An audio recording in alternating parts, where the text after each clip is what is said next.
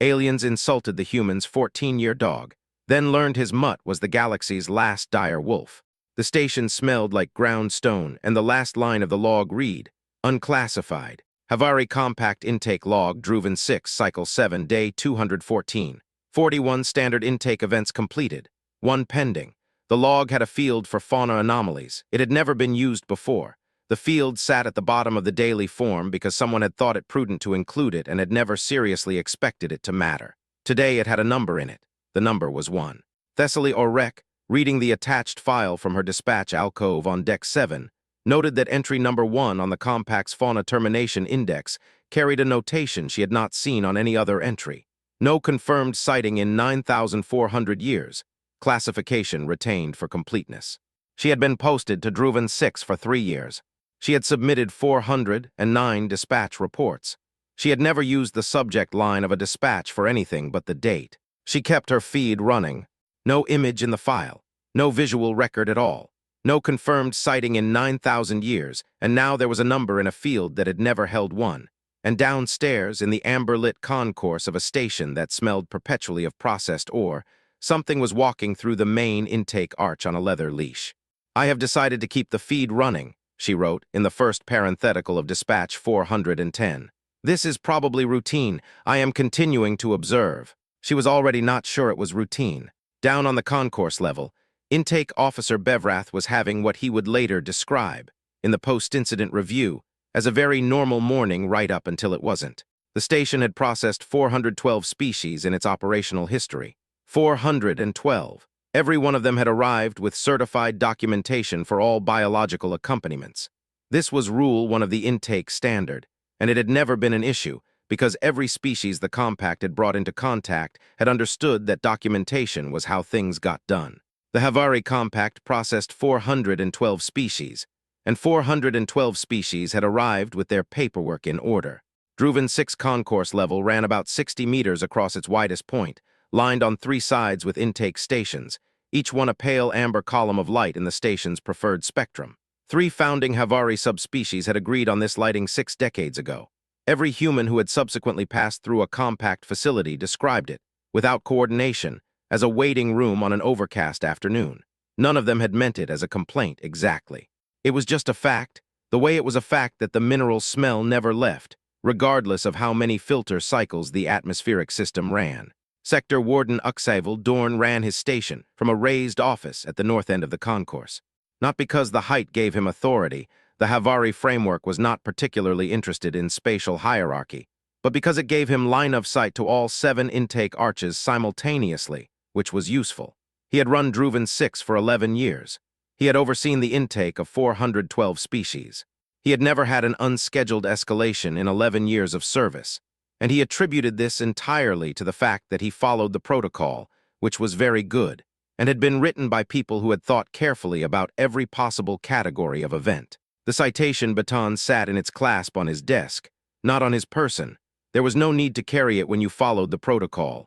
Liaison Officer Sasuvel and his junior colleague, a HFY named Brelven, were at their rotation post near the eastern corridor, doing what HFY liaisons at Compact stations mostly did, which was stand very still and be perceptive. The HFY were not an aggressive species by biology.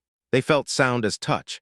Their subdermal forearm sensors turned audio input into tactile data, which meant they experienced the station's ambient hum as a low, continuous pressure along their forearms, and experienced silence as the absence of something physical. They were very good at detecting lies. They were in a liaison capacity because the Compact valued this. They were not armed because they didn't need to be and wouldn't have used it if they were. Bevrath was at Intake Station 3, running the morning's second-to-last standard scan, reaching for the next form when the fauna scan, which had never stalled mid-run in 6 cycles, ran its result twice. He looked at the screen, then he looked at the intake arch. Then he looked at Sector Warden Dorn's window. The man came through the main arch with a duffel on one shoulder and a dog on a leather leash, moving at the careful pace of someone who had learned long ago that fast movement in unfamiliar spaces caused problems. He was not large by human standards and not small. His jacket had a livestock ear tag clipped to the chest pocket, bent at one corner, the kind of bend you get when something heavy steps on something that was meant to be flat. He had not straightened it. He did not look like a man in a hurry. He did not look like a man who had considered being in a hurry and rejected it. He looked like a man for whom hurry was simply not part of the current calculation. The dog was large. The dog was gray-brindled, with a broad skull and amber-slit pupils, and the kind of deliberate, careful movement that belongs to an animal whose hips give him trouble in the mornings, and who has learned to manage this with dignity. The dog's shoulder came to the man's hip. The leather leash between them was more habit than restraint. It lay loose in the man's right hand, not tight, just present. Bevrath's fauna scanner ran its result a third time. The dog is enormous, Thessaly wrote in her third parenthetical. I have updated my prior assessment of routine to probably not, continuing to observe. On Deck 7, she pulled up the biometric overlay on the man's entry file. It was standard procedure for any unresolved fauna query. She looked at the heart rate figure. She looked at it for a moment. She made a small note to herself that she would not include in the formal dispatch because it did not fit in any field she had. The man's name per his intake form was Bodhin Creel. 14 years as a large carnivore field rehabilitator, rural northern Canada. Last employment, a facility that lost its government funding 2 years ago. One animal retained from the facility's roster. Reason given, no other placement available. She looked at the dog's file. There was no image. There was a threat classification number she had never seen on any file. And the notation at the bottom, which she had read 3 times now, classification retained for completeness. The HFY Compact's Fauna Termination Index contained entries for 619 species, classified Category 8 or above. Canny's Megalodon Rex was entry number 1. It was the only entry marked with a secondary notation. Last confirmed sighting, 9,400 years prior to current compact calendar. Reclassification to extant catalog denied on grounds of insufficient observational data. Maximum threat classification retained. Bevrath had run the scan 4 times. The result was the same each time. The duffel sat on the floor beside Creel's feet. The zipper was partly open. In the gap, Thessaly could see the edge of something dented and steel, catching the amber station light. The scanner didn't flag it. It wasn't the threat. Bevrath looked up at Dorn's window. Dorn was already looking back down. Sector Warden Uxavel Dorn was a being of considerable professional discipline. And the first sign, to those who knew him, that something had genuinely disturbed him was that his composure became more precise. He read the scanner result. He read it again. His temple patches, the chromatophore pads above each cheekbone that the HFY used for emotional display in place of the facial expressions, their rigid jaw structure couldn't manage, went rust brown in 0.4 seconds. The fastest flush his staff had ever recorded on him. Not orange, which was moderate alarm. Rust brown, which was the flush of a being doing everything in his power to remain professional, while his entire body disagreed. He assembled a response with full composure. He contacted the Compact Central Authority for a secondary scan confirmation.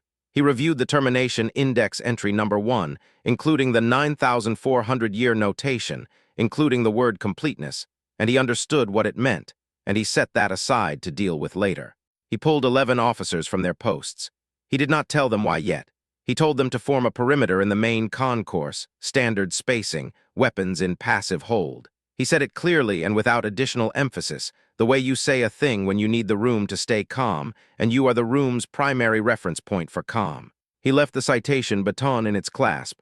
He descended to the concourse level and stood at its center and looked at Bodhin Creel. Bodhin Creel looked back. The dog sat down on Creel's left boot and appeared, with some deliberateness, to be going to sleep. He was right, and we were ready to shoot him for it. The thought would come later. Right now, Dorn had a protocol, and the protocol was very good, and he was going to follow it. Sauce-Yuval at the eastern corridor felt the change in the room's ambient sound through his forearms before he processed it as a change in the room's ambient situation. Something about the weight of the air had shifted. He did not move. He made a small note in his liaison pad. He was not sure yet what he was noting. This was the station-wide alert. 18 in 31 years of operation.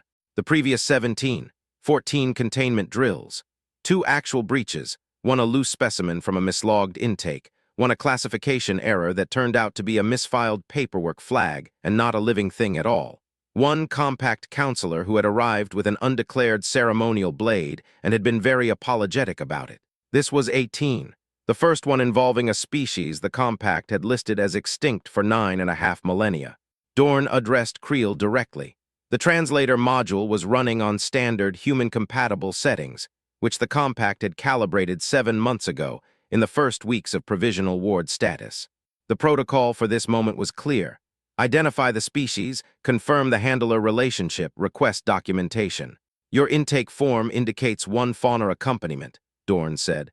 Your fauna accompaniment has returned a Category 11 classification on the Compact's termination index. He held the scanner readout toward Creel, the way you present evidence to someone who may not understand its significance. Bodhin Creel looked at it. He looked at it for approximately 2 seconds. Yeah, he said, I know what he is. This was not the response anyone in the room was prepared for. Bevrath's temple patches went brilliant orange. He had not yet developed the flush suppression that senior officers built up over years of professional experience, and his face was communicating everything his rank was supposed to conceal. Dorn's patches stayed rust brown. He processed the response. He asked the follow-up that the protocol required. Was the handler in possession of the required documentation for a Category 8 or above fauna accompaniment? No, Creel said. Are you aware, Dorn said, still in the flat professional register that was, to anyone who knew him, its own kind of alarm signal, of the Compact's fauna termination index and this species' position within it? Entry number 1, Creel said. Yeah. Sasuval at the wall made a second note. The dog opened one amber eye. The station's filtering system was running at full capacity. It still smelled like ground stone. The dog appeared to find this unsatisfying. He yawned. 46 teeth. The largest canine tooth was longer than a Havari officer's forearm. Bevrath took a step backward without meaning to. The two closest armed officers shifted their weapons from passive hold to active ready in the same motion, the kind of motion that isn't a decision so much as a body acting faster than a brain. Dorn said to the room, Hold. They held. Creel was not looking at the weapons. He was looking at the dog. He's not showing you his teeth, Creel said. It was still the same flat voice. Not louder, not softer, the same. He's telling you his back hurts and it smells wrong in here. Those are different messages. Sasuval at the east corridor wall felt the dog's exhale move through his forearms. His species' red sound as texture, an exhale that size produced a pressure wave detectable at 12 meters. He had felt threat display exhales before in training and recordings. This was not the texture of threat. He was not certain what it was yet. He made a third note in his liaison pad. He said nothing. He was not sure any of the words he had would be useful right now. Dorn looked at Creel. Creel's biometric overlay, Thessaly had activated the full panel on her secondary feed the moment the Category 11 result came in, because she was thorough, showed a heart rate of 61 beats per minute. 61, standing in front of 11 drawn weapons and an imminent termination order. With a species the Compact had classified maximum threat since before most of its member systems had developed written language. 61 beats per minute. Up on Deck 7, in her dispatch alcove, Thessaly Orek had stopped writing. She had not stopped watching. Dorn looked at the dog. The dog looked at Dorn with the amber slit-pupil eyes of something that had no business being in this room and knew it and did not particularly care. The dog's breath moved through the room at a frequency Sasuval felt in both forearms, equal pressure, steady, like a waiting room on an overcast afternoon, like the baseline of a thing completely at rest. Warden, Creel's voice. He needs water and somewhere warm to sit. In that order, he's had a long transit. Dorn looked at him. That, said Dorn, is not within the scope of the current protocol discussion. I know, Creel said. I'm asking anyway. The protocol, as it happened, did specify provisions for handler-fauna pairs awaiting termination order confirmation. Biological maintenance of the specimen pending confirmation was standard. Dorn knew this. He had helped write the most recent revision of the relevant section, 12 years ago, in a theoretical exercise he had not expected to ever use. He told Bevrath to get the thermal mat from sub-processing, Bay Fen 3. He told a second officer to source appropriate protein from the station's fauna care reserves. He did this because the protocol said to. He was still following the protocol. He would note later that following the protocol in this moment was the first step in the protocol proving itself insufficient. Bevrath went. His patches were still orange. The 11 officers held their perimeter. Sasuval did not move from the wall. Brelven, beside him, had gone very still in the particular way of a HFY who is hearing something they have not heard before and is not sure what to do with it. Dorn looked at Bodhin Creel. Creel was looking at his dog. The livestock ear tag on his pocket was bent at the corner from where the dog had stepped on it years ago, and he had not straightened it, and he did not seem to notice it now. He was watching the dog the way you watch something you have watched for 11 years, not with particular attention, but with the ease of someone who knows every variation in a pattern and is always, just slightly, keeping track. The protocol required confirmation from the compact high authority before a Category 11 termination order could be filed. Dorn had sent the query. The confirmation would take between 20 and 40 minutes. He had 20 to 40 minutes of following the protocol before the protocol told him what to do next. He was not sure, for the first time in 31 years of service, that the protocol was going to be sufficient. He did not say this. He did not note it. He filed it in the part of himself that would need to deal with it later. The station smelled like ground stone, and in sub-processing bay Fen 3, a thermal mat was being laid on the floor, and Bodhin Creel was waiting for it with the patience of a man who had spent 14 years learning that patience was the only tool that worked. The part I still haven't figured out, whether the dog knew exactly what he was doing. Stay close. Fen 3 was a processing bay that had in its ore refinery days handled mineral sorting. The walls were bare composite, the floor slightly rough underfoot, the ventilation running at the hum of a system designed for a much bigger operation than it currently served. Bevrath laid the thermal mat in the center of the space. He stepped back. He looked at the dog. He looked at the mat. He looked at the door where Dorn stood, and at Creel, who had walked into Fen 3 without being asked, because the bay was where the mat was, and the mat was where the dog needed to be, and Creel had simply worked out the chain and followed it. Creel set the duffel down beside the door. He reached into the open zip and brought out the bowl. It was stainless steel, roughly 30 centimeters across, dented on one side from years of use, the interior gone gray-silver from mineral deposits that no amount of washing had ever fully removed. The manufacturer's stamp on the base had worn to illegibility. One side was slightly oval from where something heavy had sat on it. He set it on the floor without ceremony, the same way he would have set it on the floor of a truck bed in the north of Manitoba. For 11 years in the cold, in the dark, in the mornings when the sky was still gray and the dog's breath made small clouds in the air. He set it down. He stepped back 3 paces. He sat cross-legged on the floor, back to open space, no wall behind him. He waited. The dog stood in the doorway. 11 armed HFY officers were visible in the concourse beyond. The dog's amber eyes moved across the room, not quickly, not in the scanning pattern of a threatened animal, but in the slow, thorough way of something taking inventory. He looked at the mat. He looked at the bowl. He looked at Creel. He walked to the bowl. He drank. He ate the protein Bevrath had sourced, which was not what he would have chosen but was acceptable. He walked to the thermal mat and stepped onto it and circled once and lay down. Then he looked at Creel again for a moment and stood back up and walked the 4 paces to where Creel was sitting and lowered himself with the careful deliberateness of an animal managing bad hips and lay across Creel's lap. All of him, all the weight of him, his head on Creel's knee, his hips finally still. Creel's right hand moved to the dog's shoulder and rested there. He did not say anything. He did not look at the weapons. He did not look at Dorn. He sat in the way of someone who is exactly where he needs to be and is not in a hurry for anything to change. I have never seen a Category 11 entity look comfortable before, Thessaly wrote in her 4th parenthetical. I am updating probably not to definitely something, continuing to observe. She had forgotten at some point in the last 10 minutes to blink her secondary membranes. Her eyes were open wide, the Morani stressdel visible to anyone who knew what to look for. No one at Druven 6 knew Morani baseline physiology. She was, as far as the rest of the station was concerned, simply watching. The sound started low, below the translator module's standard detection threshold, below the station's ambient monitoring sensors, below anything the room's equipment registered as audio at all. Sasuvel felt it first, in both forearms, equal and steady, a pressure that had no obvious source and no obvious category. He looked at his forearms. He looked at the bay. He felt Brelven beside him shift their weight. The sound was coming from the dog. It was not a growl. It was not a threat signal.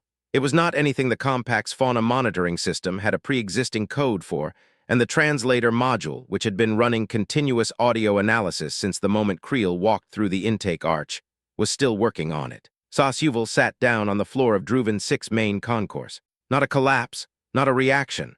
A deliberate, slow descent, knees folding, the way you sit when you have decided that standing is the wrong posture for what is currently happening. He sat and he put his hands on his forearms, and he listened with his skin. Brelven looked at him, then at the bay. Then they sat down too.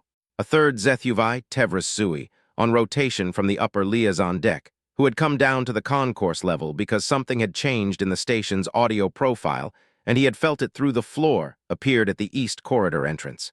He assessed the situation. He sat down on the floor beside Brelven. 11 armed HFY officers watched 3 HFY liaison staff sit down on a processing bay floor and understood nothing about why. Dorn watched them sit. He looked at the bay. He looked at Bodhin Creel, who had not moved, whose heart rate Thessaly's feed showed at 62 beats per minute, one above baseline, which was the biometric equivalent of being perfectly fine. He looked at the dog, whose eyes were closed now, whose weight lay across a human's lap, whose breath moved through the room at a frequency Sauce-Yuval was listening to with both forearms pressed flat to the floor. The translator module flagged after a 4-second pause. Contentment vocalization, mammalian, non-threatening. Dorn looked at the assessment. He looked at the 11 officers holding weapons on a Category 11 extinct species that was currently purring. He looked at Thessaly Aurek's dispatch window on Deck 7. She had stopped typing. She was just watching. He was still waiting for the high authority confirmation. He had, per the last timestamp, between 11 and 31 minutes remaining. He had a protocol. The protocol was very good. The protocol had been written by people who had thought carefully about every possible category of event. The dog's tail moved once, slow, half asleep. The tip of it tapped against the floor of Fen 3 and was still. 12:05. Creel asked for 2 things. Not for the weapons to be lowered. Not for the perimeter to stand down. Not for the high authority query to be withdrawn. 2 things. Something the dog could eat that wasn't synthetic protein paste, and a matte or flat surface that held heat. He said it the same way he'd said everything else, flat, unhurried, one request at a time, as if the 11 weapons were furniture he'd chosen not to rearrange yet.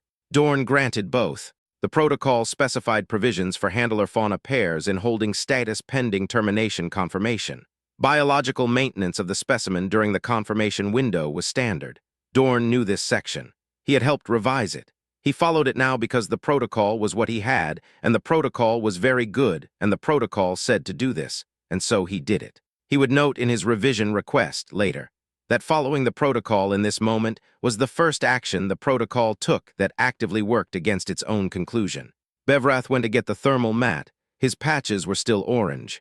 The bowl went down without ceremony. Creel set it on the floor of Fen 3 the way he'd set it on the floor of a truck bed in Manitoba for 11 years. Not carefully, not reverently, just placed.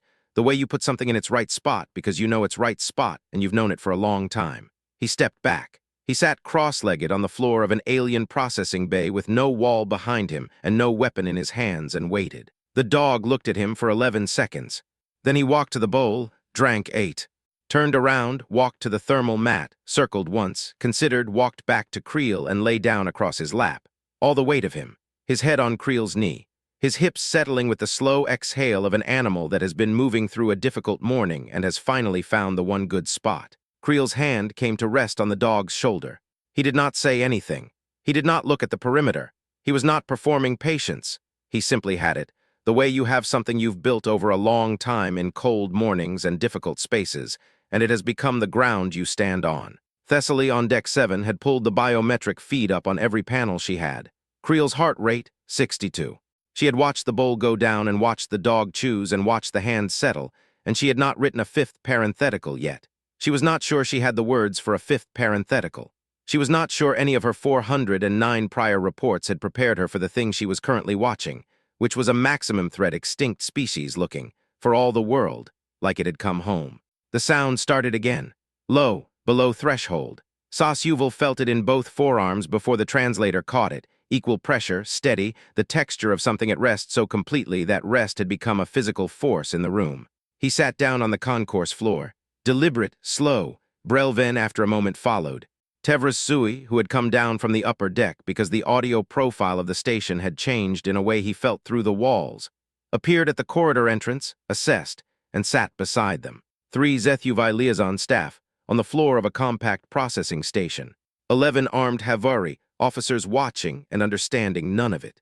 The translator module, 4 seconds of processing, the longest pause Druven 6 system had logged in 6 cycles, produced its result. Contentment vocalization, mammalian, non-threatening.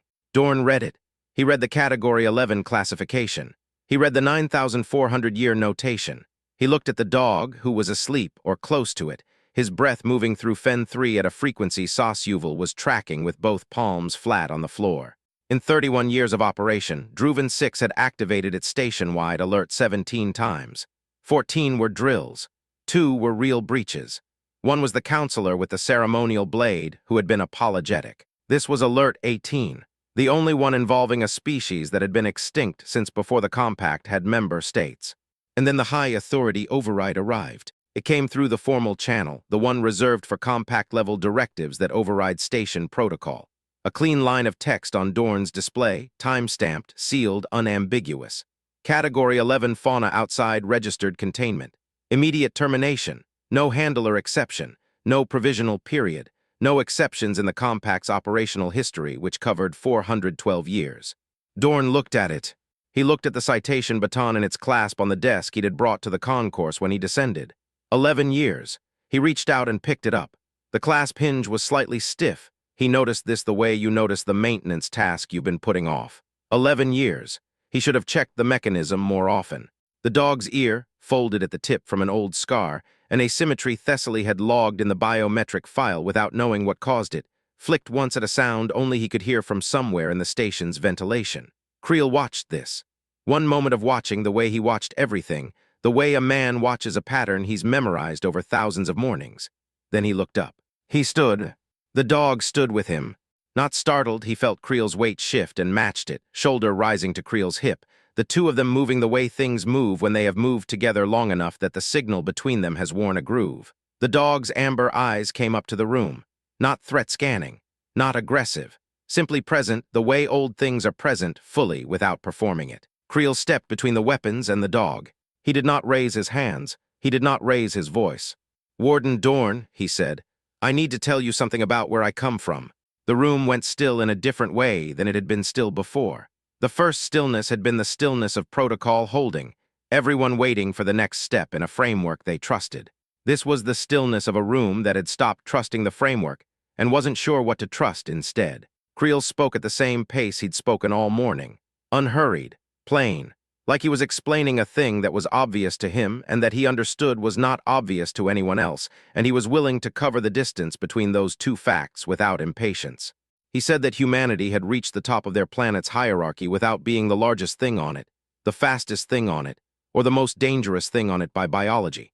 That Earth had produced apex predators that could have ended every early human that crossed their path. That humans had found, under every threat display and every act of aggression, a distress signal, and they had learned to sit with it, quietly for however long it took. No classroom taught this. No certification covered it. It was just something humans had always done before they had words for it, before they had the framework to explain it. And they had passed it forward, generation to generation, in the way children reach for animals that could end them, and the animals, more often than not, choose not to.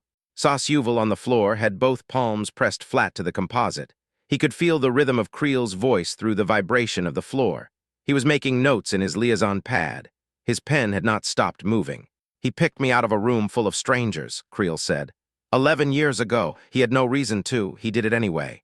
I was a stranger and he was scared and he chose me, and he's chosen me every morning since then. You have a classification system. I have 11 years of him getting up every morning to make sure I'm still there. He was quiet for a moment. I don't know how to make those two things equal. I just know which one I trust.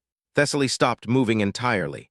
Her secondary membranes, the ones that blinked horizontally across her eyes when she was distressed, had not moved in 4 minutes. Her eyes were wide open. She had not written anything in her dispatch for 11 minutes. This was, in her entire diplomatic career, unprecedented. Dorn looked at the citation baton in his 3-jointed hand. The baton was regulation weight. He had held it once years ago in basic certification to verify his grip and confirm his qualification. He had placed it in the clasp on his first day of service and had not touched it since. 11 years. The surface was unchanged. The hinge was stiff. He looked at Bodhin Creel. He looked at the dog. The dog was not looking at the weapons. The dog was not looking at the perimeter or at the armed officers or at anything the room considered significant. The dog was looking at Dorn. Directly. Amber slit-pupil eyes with 9,000 years behind them, in the body of a large old animal with a bad hip, and a heart murmur and 11 years of choosing the same man every morning, and those eyes were not threatening, and they were not afraid, and they were not asking for anything. They were simply looking. Sasuvel raised his head from the floor. Brelven did the same. Tevras Sui. 3 Zethuvai from the floor watching Dorn, not watching the weapons, not watching the dog, watching Dorn, as if the calculation were already complete and they were waiting for him to do the arithmetic. Bevrath's temple patches had gone from orange to the dull rust that in HFY physiology means a being is working very hard to hold something in place. Thessaly Orek on deck 7, watching, wrote one word in her dispatch, not in the body of the report, not in a parenthetical, in the subject line which she had used for nothing but the date in 409 prior dispatches. Home, Dorn became aware of Creel's heart rate on his desk display, 61 beats per minute, standing between 11 drawn weapons and a Category 11 termination order, with the compact high authority override on his screen and the citation baton in his hand, and the full weight of 412 years of institutional protocol bearing down on this exact moment. 61. He had stood, he held the baton. He looked at everything in the room that was waiting for him to decide. The dog's tail moved. Once small, the tip of it tapping against the floor of Fen 3 and going still. The loudest thing in the room. Dorn put the baton back in its clasp. He had drawn it for the first time in 11 years. He had held it for 47 seconds.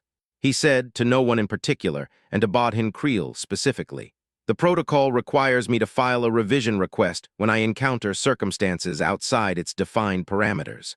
"That sounds right," Creel said. "This," said Dorn, "is the first time in 31 years I have had to file one." He looked at the dog one more time. The dog's eyes had half closed.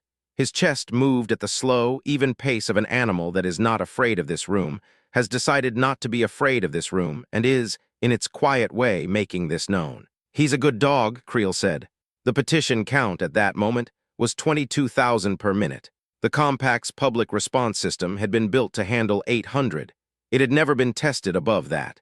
The overflow warning had been flagged at minute 43 of the station feed's broadcast, Thessaly's feed, which she had not switched off, which was now running across 6 secondary compact networks she had not authorized and could not have stopped. A junior HFY systems officer somewhere in the compact's infrastructure, looking at a list that had been titled Anomalies since the beginning of the incident, reached over and changed the title. She changed it to New Baselines.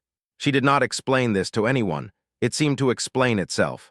The formal classification chamber on level 2 was being convened, third time in Druven 6 operational history. What came out of it would determine what the compact called what Creel did, and what they called what the dog was, and what those two things meant for every species in the compact that had an animal beside them they'd never thought to classify. 11 officers lowered their weapons. Not on order, not simultaneously. One by one, in the sequence of individuals making individual decisions when the institutional framework has paused, and there is nothing to do but follow the thing in your chest that has been there longer than the protocol. Bevrath was third. His temple patches, which had run bright orange since the scan result, were fading toward gray. Slowly, the way feelings fade when the thing that caused them has been resolved into something you don't have a name for yet. Dorn went upstairs. He pulled Form 7 Delta 9, last used 22 years ago for a classification dispute involving a species that turned out to have been misfiled under 3 separate names. He opened the field marked Initiating Circumstances. He began to write. The field had a character limit. He reached it. He overwrote it. He had never overridden a system flag before. He kept writing. He wrote for a long time. The formal classification chamber met 2 days later. Third, convening in Druven 6 history, both prior sessions recorded, both involving reclassification disputes of significant scope. This one was recorded too, from 11 different angles, by Thessaly Orek's recording array and 6 networks she hadn't authorized, and 2 compact historical archive systems that had activated automatically when the petition count crossed 15,000 per minute and stayed there. The chamber designated Bodhin Creel as interspecies fauna integration liaison. The designation had not existed before that week. It was created because the compact's existing terminology had no category for what he did, and the compact was thorough about naming things even when the names came after the fact. The 3 HFY filed a formal request through official compact channels, all future human integration sessions to include floor-level seating options. The request moved through the approval process in 4 hours. The previous record for fastest compact approval was 6 hours, set during an emergency atmospheric adjustment at a HFY outpost. The seating request beat it by 2 hours. No one noted this officially. Everyone noted it. The dog was assigned habitat designation Druven Annex F, a climate-adjusted space repurposed from storage, fitted with a heated floor panel and a window that looked out onto the platform's exterior lights. He slept there most nights. Most mornings he was found in Creel's quarters, having pushed the door open at some point between 300 and 500. Creel had stopped latching the door after the third time. The night before the formal session, Dorn found Creel in the corridor outside Fen 3. He had not planned to. He had been walking the corridor because he walked his station at night the way he'd always walked it. Last round, final check. The habit of 11 years. Creel was leaning against the wall with a container of warm liquid from the station's commissary and the quiet posture of someone who doesn't need anything from the moment except the moment. Dorn stopped. He asked the question he had not asked in the chamber, the one that didn't fit in any form. "Were you frightened?" Creel looked at him. He considered the question the way he considered everything, giving it the exact amount of time it needed, not more. "Of the weapons," he said, "yes." He looked toward the door of Annex F. Through it, barely audible, the slow and even sound of a dog asleep. Of him, he shook his head. Not once, not in 11 years. Dorn was quiet for a moment. The corridor hummed around them, the station's ventilation running its standard cycle, the amber light doing what it always did, which was make everything look like a waiting room on an overcast afternoon. "We were going to shoot him," Dorn said. Not an excuse, not a defense. It came out the way a fact comes out when you've been carrying it for 2 days and have decided that carrying it alone is no longer the right choice. "I know," Creel said. "That's why I was standing there." Dorn looked at him for a moment. He filed it in the part of himself that dealt with things he didn't have a form for. It was getting crowded in there. He walked the rest of his corridor check. He went to his office. He wrote 11 more lines in Form 7 Delta 9's overflow section.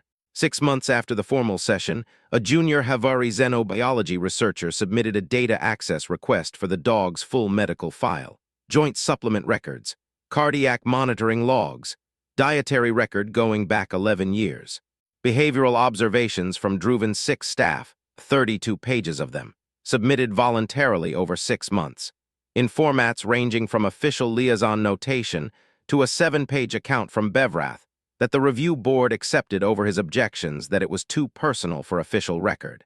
847 pages total. The file was released to the Compact's public research archive on a Thursday morning, station time. By the following Thursday, it had been downloaded 14,000 times. In 1 week, that file had been accessed more often than the Compact's entire xenobiology archive had been accessed in the prior year. A growing number of researchers in their access logs noted the same reason for the download. They had heard a recording, a sound, on a feed that had run without authorization across 6 networks that a translator module had needed 4 seconds to name. They wanted to understand what they were hearing. The bowl appears in the formal record only once. Listed under Annex D of the Compact's new fauna integration protocol, designated Exhibit 1, described as the instrument of first contact. The description is technically accurate. It completely misses the point. Warden Dorn filed the incident under protocol revision trigger. What he wrote in the margin, in HFY script too small for the official scan, translated roughly as, "He was right, and we were ready to shoot him for it." In Annex F, the heated floor panel clicks on at 4:30. The exterior lights shift from night cycle amber to the pale blue of platform dawn. A bowl, dented on one side, gray-silver inside from 11 years of mornings in Manitoba and 1 more morning here, sits on the floor beside the thermal mat. It is empty. The door to the corridor is open.